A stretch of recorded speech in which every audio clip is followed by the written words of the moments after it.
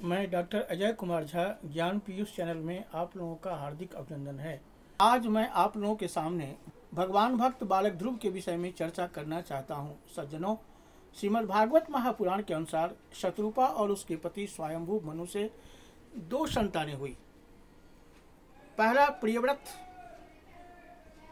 और दूसरा उत्तानपाद।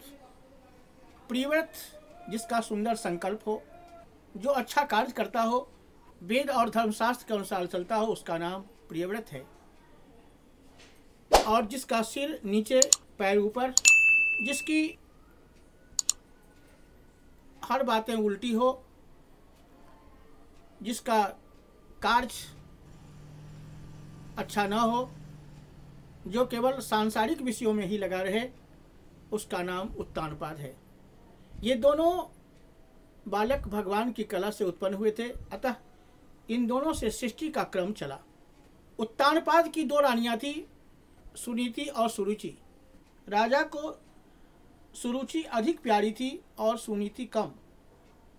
सुरुचि का अर्थ होता है जो सुंदर भोजन करे, जो सुंदर वस्त्र पहने, जो हमेशा घर के कार्यों को छोड़ करके आराम करे, बाल बच्चों की सेवा पर ध्यान न दे, सुंदर आभूषण पहने। सुनीति का अर्थ जिसकी नीति सुंदर हो, जो अपनी पति की सेवा करती हो, जो वेद और धर्मशास्त्र के बताए मार्ग पर चलती हो, जो हमेशा सांसारिक विषयों से अपने मन को हटा करके भगवान में लगाती हो, उसका नाम सुनीति है। एक दिन की बात है, सुरुचि का लड़का उत्तम पिता के गोद में आकर के बैठ गया। वहीं कुछ दूर पर बालक ध्रुव भी खेल रहा था और अपने भाई उत्तम को पिता की गोद में बैठा हुआ देख करके वह भी आकर पिता के गोद में बैठना चाहा, लेकिन सुरुचि ने उसको बाह पकड़ के दूर झटक दिया। बालक ध्रुव को बहुत चोटें आई और वह सुरुचि माता के पास आया। सुरुचि माता ने उसे पुनः रोक दिया। न वत्स नृपतेर्धिष्ण्यं भवानारोढुमर्हति न गृहीतो मया यत्त्वं कुक्षावपि नृपात्मजः। अर्थात सुरुचि कहती है, बालक तू राज सिंहासन पर बैठने का अधिकारी नहीं है। राजा का बेटा तो अवश्य है, लेकिन इससे क्या हुआ? तुझको मैंने अपने कोख में धारण तो नहीं किया। तू अभी बालक है, तुमको क्या पता कि तूने दूसरी स्त्री के गर्भ से जन्म लिया है। अगर तुझे राज सिंहासन पाने की इच्छा है तो जंगल में जा करके तपस्या करो, भगवान को प्रसन्न करो और उन्हीं की कृपा से तू मेरे गर्भ से जन्म लोगे। सज्जनों, जिस प्रकार से चोट खाया हुआ सर्प फुफकार मारने लगता है, उसी प्रकार बालक ध्रुव अपनी सौतेली माँ के कठोर वचनों से घायल समझता हुआ गुस्सा के मारे लंबी लंबी सांसें लेने लगा। बालक को दुखी देखकर पिता ने कुछ नहीं कहा और वह रोता हुआ अपनी माँ के पास पहुंचा।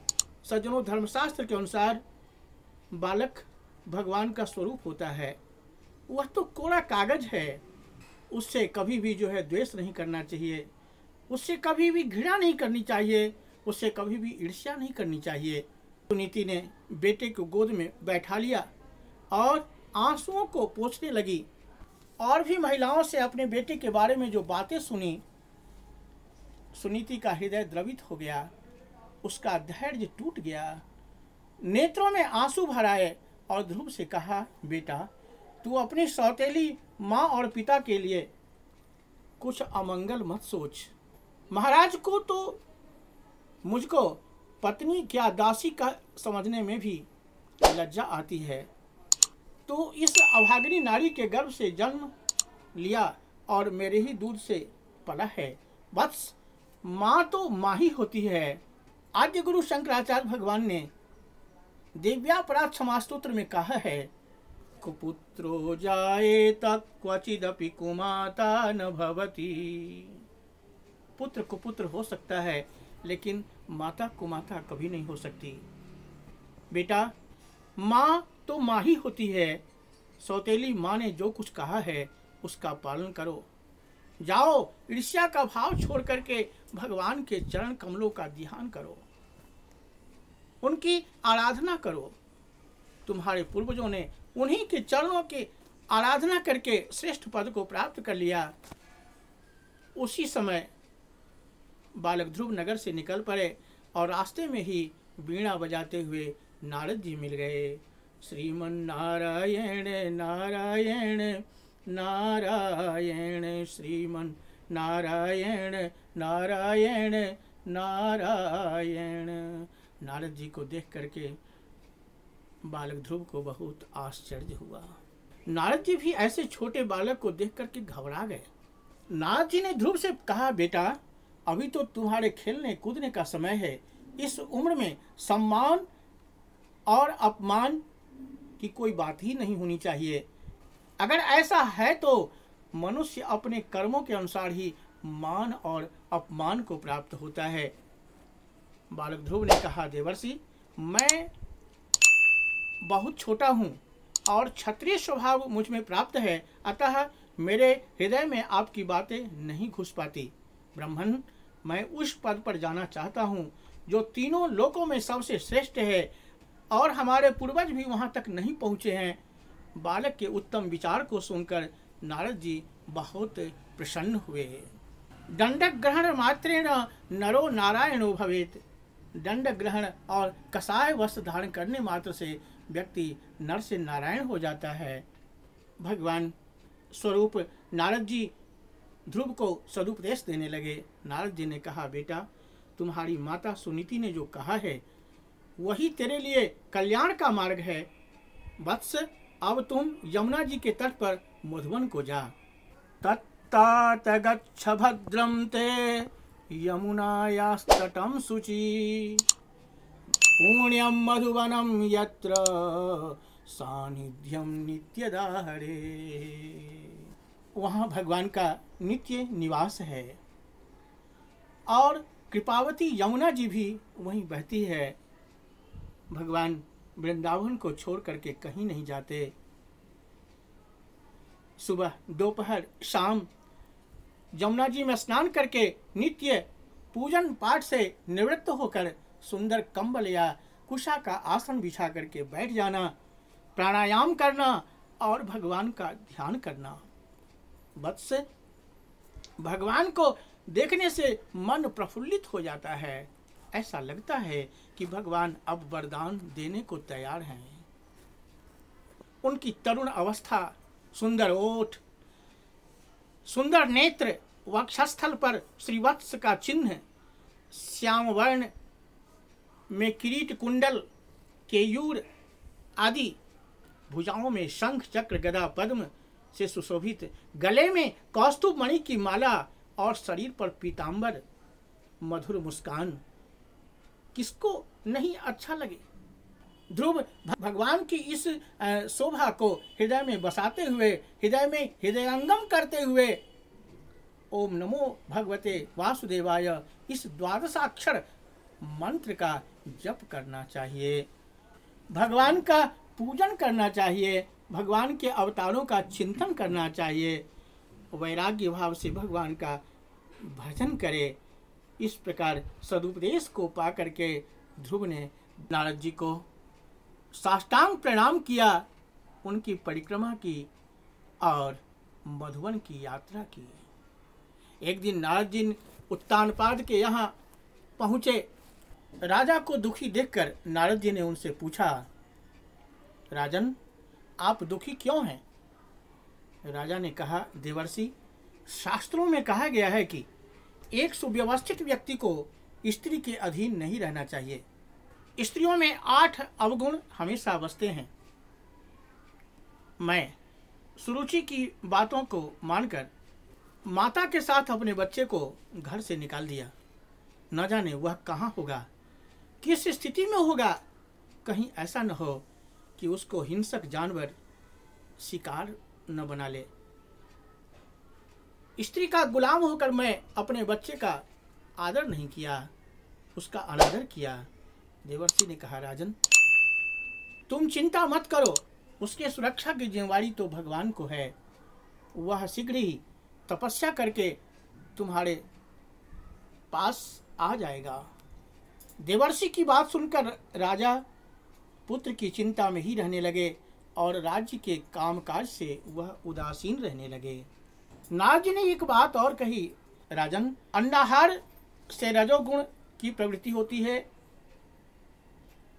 और फलाहार से सत्वगुण की प्रवृत्ति होती है।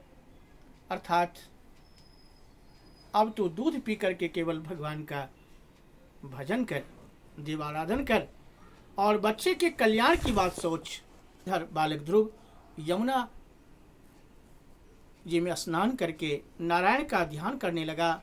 1 महीने केवल कैथ और बेर के फल को खा करके रहा।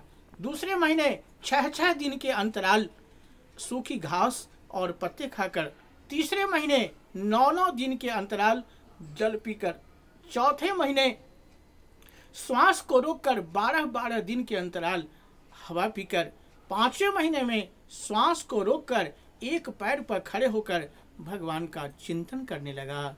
ओम नमो भगवते वासुदेवाय, ओम नमो भगवते वासुदेवाय। पृथ्वी माता धंसने लगी। जनजीवन अस्त व्यस्त हो गया। सभी जीवों का श्वास रुक गया। लोगों को बहुत ज्यादा कष्ट होने लगा। देवर्षि, राजर्षि, ब्रह्मर्षि, ब्रह्मा आदि देवताओं के साथ वैकुंठ लोक को गए और भगवान से प्रार्थना करने लगे, भगवान, हम लोग बहुत दुखी हैं। सारा जनजीवन अस्त व्यस्त हो गया। न जाने क्या हो गया, कौन सा संकट आ पड़ा। भगवान, हम लोगों को इस संकट से बचाइए। भगवान ने कहा, ध्रुव ने अपने चित्त को मुझ में समाहित कर लिया है, अतः आप लोग जाइए, मैं शीघ्र आप लोगों के कष्ट को दूर कर दूंगा। देवता लोग स्वर्ग को चले गए। देवर्षि, ब्रह्मर्षि, राजर्षि लोग भी अपने अपने स्थान को चले गए। भगवान बड़ी तेजी से गरुड़ पर सवार होकर चलने की इच्छा प्रकट की। रुक्मिणी ने आज 56 प्रकार के भोग बनाई भगवान को भोजन करने के लिए। भगवान ने कहा, रुक्मिणी, मेरा भक्त मेरे एक क्षण में न जाने से वह प्राण छोड़ देगा और भक्त का कष्ट मैं सहन नहीं कर सकता। भगवान ने उस 56 भोग को वहीं छोड़ करके और गरुड़ पर सवार होकर के बालक ध्रुव के सामने प्रकट हो गए। भगवान को पाकर बालक ध्रुव प्रेम मग्न हो गए। भगवान की स्तुति करना चाहते थे, लेकिन छोटी उम्र और शिक्षा अभी प्रारंभ भी नहीं हुई थी। भगवान भाव विह्वल होकर के ध्रुव के गाल में अपना शंख स्पर्श करा दिया। शंख तो वेदमय है, अतः शंख का स्पर्श होते ही ध्रुव भगवान की सुंदर स्तुति करने लगा। योऽन्तः प्रविश्य मम वाचमिमां प्रसुप्तां सञ्जीवयत्यखिलशक्तिधर स्वधाम्नाम् अन्यांश्च हस्तचरण श्रवणत्वगादीन् प्राणान्नमो भगवते पुरुषाय तुभ्यम। हे भगवान, आप मेरे अंतःकरण में प्रवेश करके मेरी सोई हुई वाणी को जगा दिया। हाथ, पैर, कान, त्वचा आदि सभी इंद्रियों को सचेतन कर दिया। हे भगवान, मैं आपको प्रणाम करता हूँ।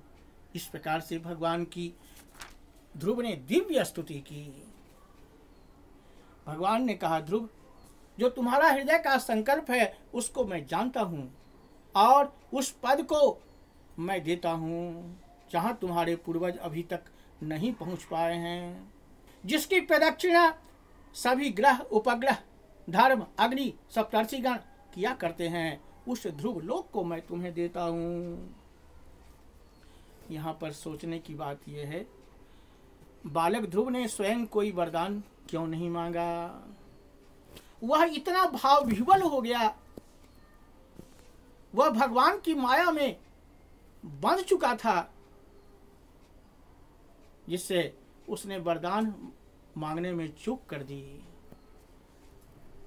भगवान ने दूसरा वरदान यह दिया कि जब तुम्हारे पिता तुम्हें राजपाट सौंपकर जंगल में चले जाएंगे, तब तुम 36,000 वर्ष तक पृथ्वी का पालन करना। और बालक ध्रुव संसार में बध गए। भगवान से जो भक्ति का वरदान मांगना चाहिए था, मोक्ष का वरदान मांगना चाहिए था, वो वरदान नहीं मांग सके। यज्ञों के द्वारा सांसारिक भोगों को भोग करते हुए अंत में तो मेरे धाम को आ जाएगा, जहां से फिर मृत्यु लोक को नहीं जाना पड़ेगा। इतना कहकर भगवान अपने लोक को चले गए। ध्रुव के मन में प्रसन्नता नहीं थी। वह दुखी इसलिए था कि अगर सीधा वह वैकुंठ लोक को जाता, मोक्ष को प्राप्त करता, तो 36,000 वर्ष तक उसको शासन नहीं करना पड़ता, इस संसार में नहीं रहना पड़ता। बालक ध्रुव ने मन में विचार किया, मैंने मुक्ति का वरदान क्यों नहीं मांगा? मैंने तो नाशवान वस्तु को ही वरदान रूप में ले लिया। इधर राजा ने विचार किया कि मेरा पुत्र सूचना प्राप्ति के बाद घर लौट रहा है। इधर नगर के लोगों में भी कोलाहल सा छा गया, उत्सुकता बढ़ने लगी और हाथी घोड़े सब लेकर के बालक ध्रुव के सम्मान में आए। सभी ने कहा पहले इस छोटे से हमारे राजा ध्रुव को हाथी पर बैठाया जाए, लेकिन ध्रुव ने मना कर दिया। कहा कि मैं अपने भाई उत्तम को हाथी पर सवार देखना चाहता हूँ। और ऐसा ही हुआ। पहले उत्तम हाथी पर बैठ गए और फिर ध्रुव जो है हाथी पर बैठ करके पूरे नगर का भ्रमण किया, माताओं को प्रणाम किया। सुरुचि ने बालक ध्रुव को आज बहुत सुंदर आशीर्वाद देने लगी। पहले ध्रुव को गले से लगा लिया और चिरंजीवी होने का आशीर्वाद दिया। सुनीति माता अपने पुत्र को पा करके सभी कष्टों को भूल गई। सज्जनों, शास्त्रों में कहा गया है कि कुलम पवित्रम जननी कृतार्था वसुंधरा पुण्यवती चतेन। वह कुल पवित्र हो जाता है, वह माँ अपने को कृतार्थ समझने लगती है, पृथ्वी माता अपने को पुण्यवती मानने लगती है। जिस कुल में भगवान का कोई भक्त हो जाता है, कोई संत हो जाता है। ध्रुव की तरुण अवस्था को देखकर उत्तानपाद राज सिंहासन पर उसे बैठा दिया और स्वयं वन को चले गए। ध्रुव जी का विवाह प्रजापति शिशुमार की पुत्री भ्रमी के साथ हुआ। 2 पुत्र हुए, एक कल्प और दूसरा वत्सर। ध्रुव का दूसरा विवाह वायु पुत्री इला से हुआ और उससे एक उत्कल नाम का पुत्र और दूसरी एक कन्या भी हुई।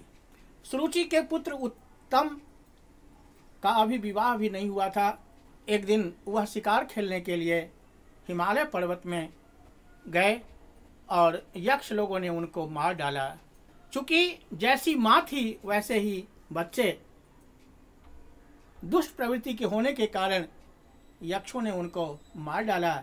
ध्रुव को जब पता लगा कि मेरा भाई मारा गया, तो यक्षों के साथ ध्रुव ने भयंकर युद्ध किया।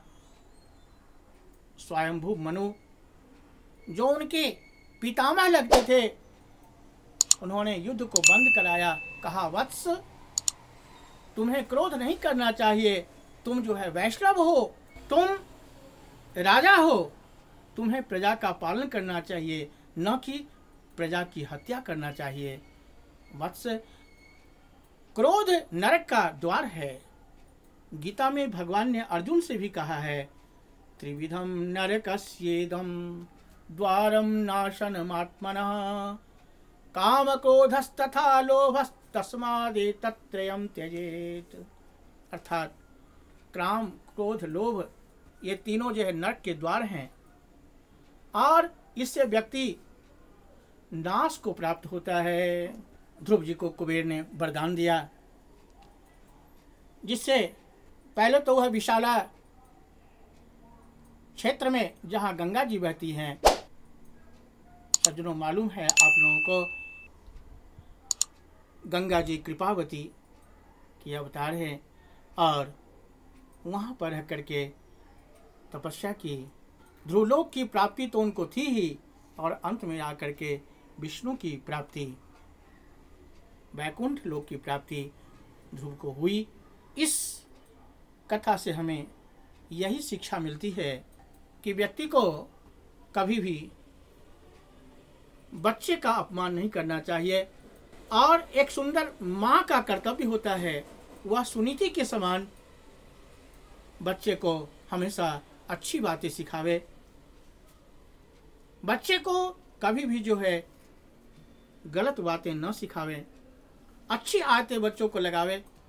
और सज्जनों, इस कथा को एकादशी के दिन, द्वादशी के दिन, पूर्णिमा के दिन, संक्रांति के दिन या किसी भी पर्व के दिन निश्चित रूप से सभी को श्रवण करना चाहिए, खास करके बच्चों को। इस ध्रुव आख्यान की कथा निश्चित रूप से सुनानी चाहिए। और इसी के साथ मैं अपनी वाणी को विराम देता हूँ। सज्जनों, वीडियो आप लोगों को कैसा लगा, अपना विचार कमेंट बॉक्स में ज़रूर रखें। जय श्री कृष्ण।